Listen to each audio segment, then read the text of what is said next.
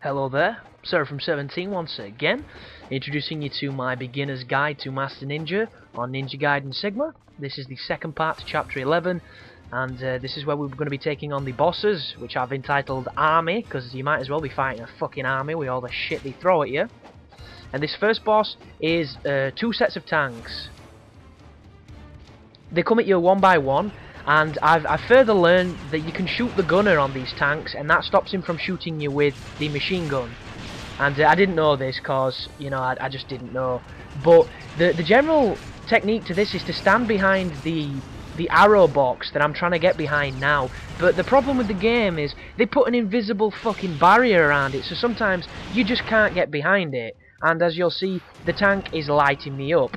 If you could get behind it correctly, which you can do once done correctly, you can have a much easier time. Like, this one is a little bit easier to get behind, but still, you'll have problems with the fucking barrier screwing you every time. And you just fire arrows at it. You just fire arrows for all you're worth. And it's not a difficult fight, it's just the fact that it's frustrating getting behind those damn boxes, so I just abandon it towards the end and run away like that.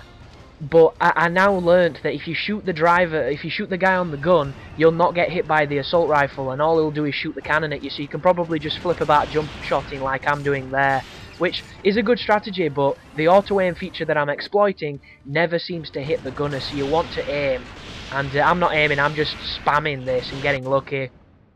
But I use the talisman because I've got an abundance of them. I think right now I've got 3 talismans, so I can afford to use them. And I know I'm going to be getting some more essence later on, because you seem to get more essence than you even need. And it's just one of those fights where, if done correctly and you get a little bit lucky, you can kill them before they've even had a chance to do anything. It's just so gay if you end up getting caught, like I do a lot. And like right here, if that gunner wasn't there, I'd be safe, because I'd be completely exploiting the fact his gun can't hit me, but I didn't know, so word to the wise folks. Kill the gunner, this fight will be a lot quicker and a lot less frustrating. But once you've done that, the elevator will come down. There is a chest there. There is also a hidden Team Ninja plaque that will refill all your life, so do not worry if you have a rough fight. You'll be able to get your life back before the helicopter boss that's on the next platform. Make sure you refill all your ammos, because you're going to need them. Your ammos, your arrows, sorry, that was like a mixture of arrow and ammo. It kind of worked too. But there's the magical healing properties of the crazy tablet thing with the Team Ninja logo that's unskippable and annoying because it lasts longer than it should.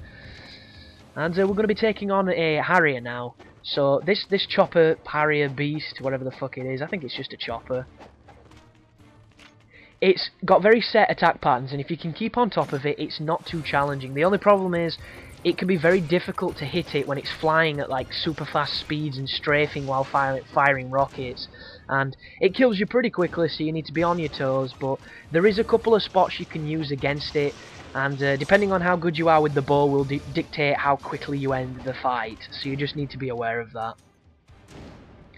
And one of the worst parts is once you get up and you go up the lift, there's a save point there, and there's 2 enemies that will spawn at the far end of the arena, and you kill them, you run forward, you trigger the boss, and if you mess up on the boss and die, when you reload, you have to kill the 2 enemies again. So if you're going to be spending quite a lot of time, you know, checkpointing here because you're getting your ass kicked, the enemies are going to keep turning up, and it's probably going to get you frustrated, but fingers crossed you'll not have any issue with this chopper boss, because it is not a challenging boss, it's just a cheap one, and there's a few like it, so just be aware of that. But there is a trick to killing these guys. If you just go ever so slightly up the stairs, you can shoot them and they'll not shoot you. Get used to doing it if you're not good at this fight, because you'll have to do it quite a lot. But as soon as you move into the middle of this platform, you're going to trigger the fight. And you'll see, I even saved after killing them to see if I could, you know, break the cycle. And they still come back. It's, oh, fuck me. Game design. I really should be, you know, on a dev team to be some kind of analyst or some kind of fucking, you know, advisor or producer or something. Just the guy, the creative manager or the director or something, because these things need to know. But as soon as it starts, you want to put as many arrows into the chopper as you can. If you use the steel core ones, they seem to do a little bit more damage. The AFDS steel core ones, and if you stand near this block over here, it will block the explosives if you're lucky. Sometimes it doesn't. And during this cutscene you can actually move, so you want to position yourself so that you can shoot it as soon as you get control. Here I am shooting it, and he will shoot at you right now with rockets. If you roll towards this box like I'm doing, you will dodge the rockets. You'll only dodge them though from that position. When he moves away, you'll have to move as well and act accordingly. And because I'm not too bothered about taking some damage, I play recklessly and I shoot the shit out of him. But once again, I'm rolling near the box to try and use it to get rid of the explosions. It kind of works, it kind of doesn't. And just keep shooting it, keep on top of it. And it will drop really quickly if you're accurate. If you're not accurate, you'll probably have a lot of issue. And don't get caught aiming when he's firing at you. That is a one-way ticket to death, so be careful. Like I did just then. I thought I could hit him and maybe finish the fight, but it's not easy to do because of the controls. And I get lucky there with a two-piece as he's flying over. But it's not a very fun fight, and I don't believe it should be in this kind of game, but there you go. Once it's done, go back and save, refill your arrows, and, you know, congratulations. The rest of the level's pretty simple until the radar dish that you've got to destroy. And instead of giving you a play-by-play for this moment in time, I'm just going to talk about what happened today, because we recorded another episode of Time Corp, our weekly, I say weekly, it's not been weekly, but we hope to make it weekly podcast when everything settles down. And we had a technical issue during it, so we lost about 20 minutes of me talking about Skyrim and pretty much making jokes about the things that I don't like about it. And we were all having a laugh. It was dynamite stuff, if I do say so myself, and we've lost it. So, and when it came to recording again, I didn't want to repeat myself because it wouldn't have been spontaneous and it wouldn't have been as funny because it's recycled. So we didn't talk nowhere near in depth as we did, and it's just a shame that we lost it because it were a really good podcast, and it ran out of batteries and we didn't realise. And the batteries were checked, it were down to the technician at our university. The guy's a lazy bastard. I don't know what he gets fucking paid for because he's always out of his office. He's never there when you need him. He's completely unreliable. He's like a truck stop tampon. You just would not use it. But right, what I'm doing here is once you kill a wave of enemies, they'll keep spawning. And if you take this time to shoot as many of these things as you can generally do it pretty quickly. You'll notice I use a couple healing items because I do get hit. You can hear the enemies coming towards you, but I got kind of greedy. The reason I do this is they drop out of the holes in the wall to my right, and where I was stood a second ago allows me to sit in a cheeky corner and maximise on hitting these things. And the reason I do it this way is because once you kill all the enemies in this arena, people up on that tower will spawn with rocket launchers, and I find it much less frustrating dealing with these douchebags than dealing with the rocket launcher people, because I can bring the tower down before they even spawn. It's just so much simpler. If you're going to try and do, no healing items run or no damage run, that technique is probably going to get you hurt, but it was the best way I found to do it, so it's a nice cheeky strategy. That should be a Spirit of the Elixir, so you can use one if you want to. And then that one will replenish it. And all that's left now is a corridor filled with bullshit. Everything else is simple. And I say it's a corridor filled with bullshit because it's 3 guys with rocket launchers, and if you don't stun them, they'll knock you about the room like an idiot. They really are like the abusive spouse. They'll just come back from the pub, half tanked, and just knock you around like it's a sport. It's not even funny. But when you come out here, there's going to be a couple of the robots. Feel free to bore them and collect the essence. And this is one of those areas which makes me wonder what the fuck were they thinking when they designed it, because it's counterintuitive. Because what happens basically? This is the room of knobheads, by the way.